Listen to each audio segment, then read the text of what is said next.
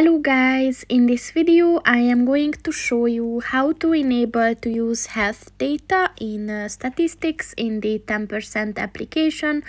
But first I just want to mention, don't forget to subscribe to my channel, because at 10,000 subscribers I am going to show you my whole YouTube revenue statistics and growth strategy, as well as how to make money online. Let's jump into it. First of all, open the application on your phone. And then click on the person button at the top of the page on the left. And then click on the settings button at the top of the page on the right.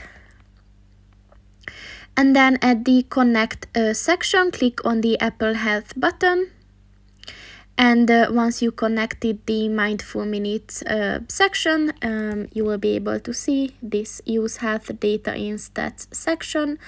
And if you want to enable it, just click on the white circle next to it. And once it turned red, this function is enabled. So that's pretty much it for this video, guys. See you in the next one. Goodbye.